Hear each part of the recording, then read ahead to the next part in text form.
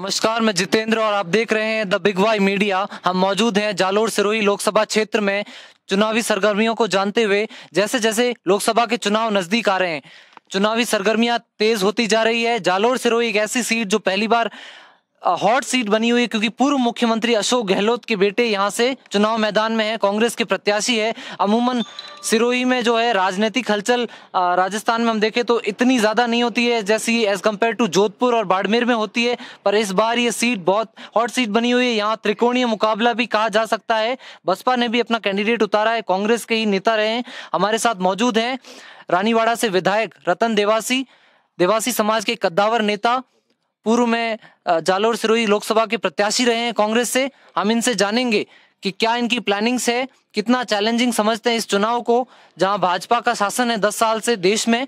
कितना चैलेंजिंग मानते हैं ये चुनाव जब वैभव गहलोत जोधपुर से जालोर सिरोही में आकर चुनाव लड़े। नमस्कार। कि ऐसा कुछ नहीं, अच्छा चुनाव होगा और कांग्रेस मजबूती से चुनाव लड़ेगी और लड़ेंगे और जीतेंगे चुनाव। इसलिए ऐसा वो नहीं है कि भाई किस तरीके से हम करेंगे। पार्टी पूरी प्रिपेयर है करने के लिए। आपके और मुख्यमंत्री जी के बीच सब कुछ ठीक है? मुख्यमंत्री जी, पूर्व मुख्यमंत्री। अच्छा नहीं, किस ठीक मतलब मैं समझा नहीं। रिश्ते कैसे हैं आपके और उनके? बहुत से हमारे नेता है, पैटर्न है, परिवार में जो मुखिया होता है उस रूप में उन्होंने हमको जीवन में बहुत मार्गदर्शन दिया है, आगे बढ़ाया है। तो कोई प्रश्न आता ही नहीं है, किसी भी नेता के लिए नहीं आता जालोर सिरोही में। आपके एक नेता पार्टी छोड़ के बसपा के आज प्रत्याशी घोषित हुए हैं कल, और उनका आरोप है कि वैभव गहलोत बाहरी है, पैराशूट कैंडिडेट हैं। इस पे कोई कमेंट? देखिए, लोकसभा का चुनाव ऐसा चुनाव है जहां आपने भारतीय जनता पार्टी में भी देखा होगा, कांग्रेस पार्टी में भी देखा है, अन्य पार्टियों में भी देखा है कि प्रदेश का कोई भी नेता होता है वो किसी भी सीट से चुनाव लड़ता है, वहाँ के लोगों से, वहाँ के राजनीतिक जो लोग हैं पार्टी के, उनसे चर्चा करके। एक बात, सरदार बूटा सिंह जी यहाँ लड़े, चुनाव जीते थे, लोगों ने जिताया ना, देश में गृह मंत्री बने। सुशीला बंगारू जी लड़ी, लक्ष्मण बंगारू जी भारतीय जनता पार्टी के राष्ट्रीय अध्यक्ष रहे हैं, उन्होंने यहाँ चुनाव लड़ा। सुशीला बंगारू जी उनकी धर्मपत्नी थी, उन्होंने तो चुनाव लड़के और वो सांसद बनी यहाँ से। कैलाश मेघवाल जी चुनाव लड़ने आए थे। तो ये सारे राजनीतिक स्तर पे बहुत छोटी आंकी हुई बात होती है अगर ऐसी कोई बात। जालोर सिरोही कोई क्यों पैराशूट कैंडिडेट्स का अखाड़ा बना रखा है इतिहास से लेकर? नहीं, हम इस बात को पैराशूट कहते हैं, बात वो नहीं है। उसका कारण है, आप देखिए, विधानसभा का चुनाव होता है तो आपने राजस्थान में या देश में अनेकों राज्यों में ऐसे कई उदाहरण है जिसके अंदर भारतीय जनता पार्टी या कांग्रेस पार्टी के लोग होंगे, वो जिस सीट पे उसके पास वाली सीट से भी चुनाव लड़ते हैं, तो आप उसको उस विधानसभा में बाहरी थोड़ी मानेंगे। 100 एग्जाम्पल है। और लोकसभा के अंदर प्रदेश का कोई भी व्यक्ति जो है अच्छा नेतृत्व होता है, जिससे स्थानीय लोगों के साथ अच्छा सामंजस्य है, वो चाहते हैं कि चुनाव लड़े, चुनाव अच्छा हो सकता है, तो फिर सबके तालमेल से चुनाव लड़ा जाता है। तो भारी नहीं भारी का कोई सवाल ही नहीं है। आप लोकप्रिय भी हैं, युवा भी हैं, पिछली बार प्रत्याशी रहे, फिर आप क्यों नहीं? मैं चुनाव लड़ चुका हूँ। मैं अच्छे वोट आए? हाँ, अच्छे वोट आए मेरे को। पिछली बार लोकसभा चुनाव में कांग्रेस ने 38% वोट के करीब हासिल किया। 18% से 38% वोट एकदम से अचीव करना बहुत अच्छा मार्जिन था और दम लगा के अच्छा चुनाव लड़ा लोगों ने। मगर मैं एमएलए का चुनाव लड़ चुका हूँ, विधायक लोगों ने मुझे बनाया यहाँ के, और वो काम जो मेरे को सौंपा है 5 साल के लिए, अच्छा है मैं वो काम करूँ। और ये जो चुनाव है उनमें सही व्यक्ति को प्रत्याशी के रूप में मौका मिला है तो सब मिलकर उनकी मदद करें। आपको कई लोग कहते हैं उग्र जातिवादी नेता हैं देवासी समाज की, क्यों? क्या? अच्छी बात है, ये अच्छी बात है, ये कॉम्प्लीमेंट है। किसी भी व्यक्ति को ये नहीं, हमने सोसाइटी में क्या कह दिया, किसी को अपन ने कह दिया कि उग्र जातिवादी, तो वो कैसा था, वो दूसरा। ऐसा नहीं है, ये अच्छा कॉम्प्लीमेंट है। कॉम्प्लीमेंट किस रूप में है कि जो समाज देश आज़ाद होने के बाद शैक्षणिक राजनीतिक रूप में अग्रसर नहीं था, जो समाज मूलतः पशुपालक जाति से जुड़ा हुआ था, उस समाज को देश आज़ाद होने के 50 साल बाद में मौका मिला, वो राजनीति में स्थापित हुए। सांसद का चुनाव लड़ने से लेकर विधायक मंत्री बनने से लेकर नीचे सरपंच तक सब लोग जो है अपने अपने रूप से स्थापित हुए। तो एक समाज, कोई भी आप हो, मैं हूँ, कोई भी हो, वो किसी न किसी समाज में जन्म लिया है, तो उसका कमिटमेंट उस समाज के प्रति होता ही है, कोई उसको नकार नहीं सकता। ये देश और ये प्रदेश जातिवाद राजनीति में तो घिरा हुआ है। आप तो ये तो पशुपालक समाज है आया इसलिए सब इसके बारे में बात करते हैं, दूसरे नहीं है क्या? आप टिकट देते हो कि यहाँ इस समाज को देना है, यहाँ इस समाज को देना है, क्यों दे रहे हो फिर? आप ये कह रहे हो इस समाज को देंगे तो ही भारी पड़ेगा। हम बात करते हैं कि इनकी समाज के आदमी है तो समाज तो इनके साथ ही जाएगा, फॉर एनी कास्ट बात करते ही है ना। तो उसके मुकाबले तो हम तो बहुत छोटे हैं, बहुत पीछे से अभी आए हैं। शिक्षण में, शिक्षा में, राजनीति में, सामाजिक जीवन में अग्रसर हो रहे हैं। तो मेरा कंट्रीब्यूशन इस समाज को जहाँ अच्छी सामाजिक गतिविधियाँ, अच्छी शिक्षा, अच्छा राजनीतिक प्रतिनिधित्व इन लोगों को मिले, अगर उसके लिए होगा तो निश्चित तौर पे मैं वो करूंगा। वो एक अच्छा जातिवाद है।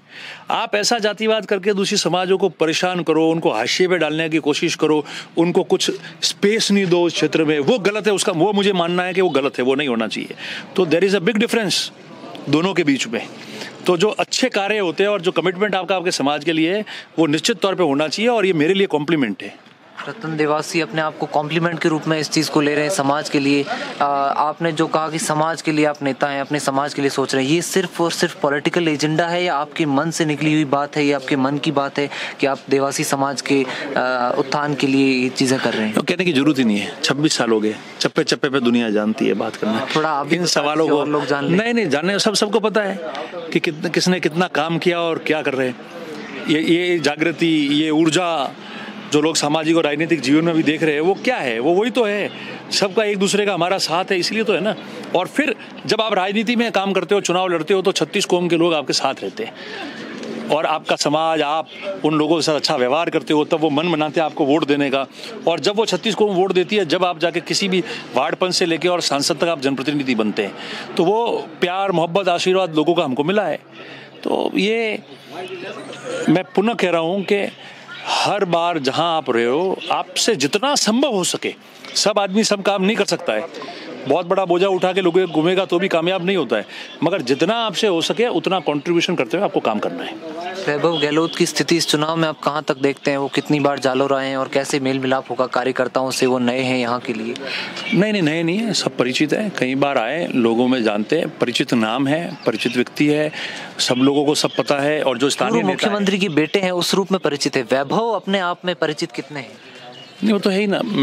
मेरे समाज में इंट्रोड्यूस हुआ तो लोगों ने ये तो देखा होगा किसका बेटा है, कनौर घर है, देखते ही है ना लोग, गांव में भी देखते हैं। तो वो ये देखो, ये सारी बातें जो है राजनीतिक एंगल पे ले जाती है, कुछ नहीं है। कांग्रेस का कार्यकर्ता है, उसको काम करना है, कांग्रेस के नेताओं को काम करना है, उन लोगों को आमजन के बीच जाना है, 36 कौम के बीच जाना है। तो जो कैडर है उस हिसाब से वो काम करेगा और निश्चित तौर पर अच्छे रिजल्ट आने वाले हैं। अमूमन हम देखें पार्टियां लोकसभा चुनाव के समय, कोई भी चुनाव, डैमेज कंट्रोल को ट्राई करती है, ज्यादातर हर समाज को जोड़ने का, हर समाज के नेता प्रतिनिधित्व को जोड़ने का। आपके एक नेता ने पार्टी छोड़ी, बसपा से वो प्रत्याशी हैं, कोई प्रयास नहीं किए गए उनको मनाने के? लाल सिंह धनपुर, देखिए वो तो पार्टी का मामला है, किस स्तर पे किसकी क्या बात हुई है वो मेरे जानकारी में, संज्ञान में अभी नहीं है, मैं भी बाहर था। मगर मेरा मानना है दो चीज़ होती है, या तो कोई व्यक्ति टिकट मांगता है और कहता है टिकट मेरे को नहीं मिला, तो वो पार्टी के साथ में काम करता है और समय आने पे उसको अपना स्थान प्राप्त होता है। और ये एक व्यक्ति ये होता है वो टारगेट करता है कि कुछ भी हो जाए मुझे तो चुनाव ही लड़ना है। तो ये सब अपनी अपनी खुद की चॉइस है। जो व्यक्ति जिस स्टेज पे पॉलिटिक्स करता है और पॉलिटिक्स को समझता है और आगे उसकी राजनीति करना चाहता है, वो उस हिसाब से अपना निर्णय लेता है। तो उन्होंने अगर कोई निर्णय लिया है तो वो उनका एक व्यक्तिगत निर्णय है। हम लोगों को तो काम करना है और चुनाव लड़ना है, तो हम तो हमारे योजना से जिस तरीके से चल रहे हैं उस तरह से चलेंगे, काम करेंगे, चुनाव जीतेंगे। डिमांड्स, मांगे, विजन, राजनीति से हटकर ये बहुत बड़ी चीज़ें हैं। जालोर आज भी पिछड़े क्षेत्रों में आता है, इसमें कोई तर्क वितर्क नहीं है। टूरिज्म के क्षेत्र में हो या कोई भी क्षेत्र हो, 15 साल से भाजपा के एक सांसद रहे, उससे पहले भी 5 साल भाजपा के साथ, 20 साल से भाजपा इस सीट पर कब्जा किए हुए हैं। तो इतना आसान तो ये चुनाव नहीं होगा। क्या कार्यकाल कैसा रहा उनका, उस पर कोई कॉमेंट देवजी पटेल का? देखिए ऐसा है, मैं कभी भी जीवन में नकारात्मक बात नहीं करता, अपनी लाइन लंबी करता हूँ। हम लोग जो हमारा विजन है, हमारा जो काम है, उसके संबंध में ही बात करते हैं। ये जनता के बीच में चॉइस करना, जब हम कहेंगे, ये बात कहेंगे कि जो भी जालोर जिले में अच्छे काम हुए, बड़े काम हुए, भले वो चिकित्सा में हो, सड़कों में हो, शिक्षा में हो, पेयजल में हो, या सिंचाई में हो, या अदर हो, वो कांग्रेस की जो राजस्थान की सरकार थी, या रेल का भी मेजर काम है, तो भारत में जब जब कांग्रेस की सरकारें रही है तब ये कांग्रेस पार्टी के द्वारा ही काम हुए हैं, उसके बाद में कभी कुछ नहीं हुआ। तो केवल एक मैं मानता हूं कि जो बीजेपी के शासन में उनके विधायक होते हैं, उनके सांसद भी हो या उनके मंत्री हो या उनकी सरकार हो, सभी का अपना अपना पार्ट होता है, रोल होता है प्ले करने के लिए। तो सभी की सब जिम्मेदार होते हैं मिलकर। तो हम जो लोगों में जाएंगे वो तो हमारा विजन करेंगे, कांग्रेस ने क्या किया जालोर के लिए आज तक और हम आगे क्या करेंगे और बीच में गैप क्या आया, ये लोगों को सोचना है। बड़ा सॉफ्ट खेल रहे हैं आप पॉलिटिक्स में, ये चीज कम देखने को मिलती है। हार्ड खेलते तो बोले हार्ड खेल रहे हैं, सॉफ्ट खोलते तो बोले सॉफ्ट खेल रहे हैं। मेरी बात सुनो, ये क्या है, एक परसेप्शन बनता है और व्यक्ति अपने हिसाब से अपने नज़रिए से बात करता है। तो ज़रूरी नहीं है कि जो उसका नज़रिया उससे हर एक व्यक्ति सहमत हो, पर मेरा मानना है कि अच्छा चुनाव रहेगा, कांग्रेस चुनाव अच्छी तरह से जीतेगी। कांग्रेस विधानसभा में वोट शेयर में बीजेपी से आगे है दोनों जिले में, और मैं समझता हूं कि कहीं सामाजिक समीकरण ठीक हो गए। बीजेपी में कहाँ, वहाँ भी ऑल इज नॉट वेल नहीं है ना, वो उनके वहाँ देखो ना, अभी भी आपने देखा है मनाने का दौर चल रहा है, कोई रूठे हुए हैं, प्रवास में गए तो कुछ नेता विशेष दिख नहीं रहे हैं, कुछ दिख रहे हैं, बहुत सारी चीजें हैं। तो जो कांग्रेस में यहाँ नहीं दिख रही, वो तो सारी चीजें वहाँ दिख रही है। तो अब मतलब कांग्रेस में कोई गुटबाजी नहीं है, सचिन पायलट, अशोक गहलोत, आप ये तो सब दूसरों की बात है, यहाँ क्या लेना। सचिन जी ने खुद ने, आप तो खुद नेता है, क्या मेरी बात सुनो, पायलट साहब ने खुद ने 3-4 दिन पहले इंटरव्यू में कहा है, आपको पता है क्या कहा? पायलट साहब ने कहा कि मैं वैभव गहलोत जी का प्रचार करूंगा। उनके कार्यकारिणी में वैभव गहलोत जी को पायलट साहब ने महासचिव बनाया था। जोधपुर से टिकट मिला जब वो पीसीसी चीफ थे, उनका भी योगदान रहा। मुख्यमंत्री जी ने ये बात कही। तो इससे ज़्यादा आप क्या चाहते हो किसी नेता के लिए? पूर्व में क्या किया वो भी बता दिया, वर्तमान में क्या और आगे क्या करेंगे उसको लेकर उन्होंने अपनी राय स्पष्ट कर दी है। फिर पीछे कोई क्वेश्चन रहता ही नहीं है। पशुपालक समाज से आते हैं आप, लोकसभा चुनाव से इतर पूछें, रतन देवासी अपने आप में राजनीति की शुरुआत कहाँ से हुई, कैसे, प्रारंभिक शिक्षा से इस चीज में? मैं तो पढ़ते पढ़ते ही सामाजिक कार्य और राजनीतिक कार्य करने का शौक था, नेता बनने का शौक था। नेता एक अलग चीज हो गई, सबसे पहले आदमी कार्यकर्ता बनता है विजन के। तो आप नेता बनी, तो एक विजन है। लोग देखो, नेता मैं नहीं बना, लोगों ने मुझे नेता बना दिया। कोई भी व्यक्ति सोचता है कि मैं नेता बनूं तो वो उसके कपड़े पहन के घूमने तक का तरीका अलग होगा, बट नेता नहीं, बहुत डिफरेंस है। There is a vast difference. नेता बनना और लोग आपको नेता माने और बनाए, उसमें बहुत रात दिन का फर्क है। तो एक तो नेता बनना है, तैयार हो जाओ, सोशल मीडिया पे आप डालो आपका विज्ञापन और चले जाओ, कोई ना नहीं कहता है। और प्रजा आमजन 36 कौम आपको नेता बनाए, आपको नेता माने और आपके साथ चले, आपके सानिध्य में चले और वो आपको समर्थन दे, उसमें बहुत ज़्यादा फर्क होता है। तो ये तो इन लोगों की मेहरबानी है, 36 कौम की मेहरबानी है जो ये इज़्ज़त दी है, और उनकी इज़्ज़त की वजह से ही इतने साल देखो मैं NSUI यूथ कांग्रेस सब में रहा, सब पदों पे रहा, हर जगह काम किया, राउंड द क्लॉक पॉलिटिकल और सामाजिक काम किया, और मुझे खुशी है इस बात की। हार जीत होती रहती है, कभी परवाह नहीं की हमने लगातार हमारे मिशन में हम चलते ही रहे। 10 साल मेरे पास कोई पद नहीं रहा, लोग 5 साल में एक चुनाव लड़ते, मैंने 5 साल में 3 चुनाव लड़े। चुनाव वो हारे भी 2-3, पर लोगों ने अच्छे वोट दिए और अच्छा प्यार दिया, इसलिए हम चलते फिरे। अगर लोगों का समर्थन नहीं हो, लोग प्यार नहीं दे, तो मैं अकेला घूम के क्या करूँगा? काम कर पाऊंगा? नहीं कर पाऊंगा। तो ये इस जनता का प्यार है और इनका बहुत उपकार है मेरे ऊपर कि इन्होंने कुछ नहीं होते हुए भी मेरे ऊपर बहुत मेहरबानी रखी, अच्छा प्यार समर्थन दिया। तो वो तो कभी जीवन में कई लोगों को प्राप्ति नहीं होता है जितना मुझे प्राप्त हुआ इन लोगों से, भले राजस्थान में हो या राजस्थान के बाहर हो। तो उस मामले में मैं लकी आदमी हूँ कि इतने लोग जो है वो आशीर्वाद देते हैं, प्रेम करते हैं, इतने समर्थक है।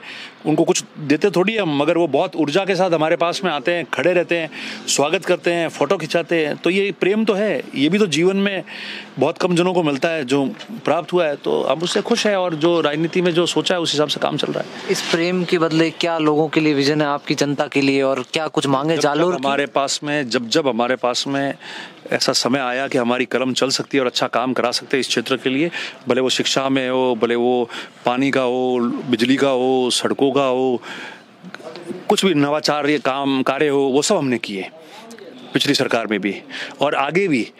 सरकार भले हमारी नहीं है यहाँ, मगर उनके लिए हर मुद्दा उठाएंगे, संघर्ष करेंगे, और जब ऐसा मौका मिलेगा कि सरकार भी होगी और उसमें अगर हम पार्ट है तो सारा काम हम करेंगे, कोई दिक्कत वाली बात नहीं।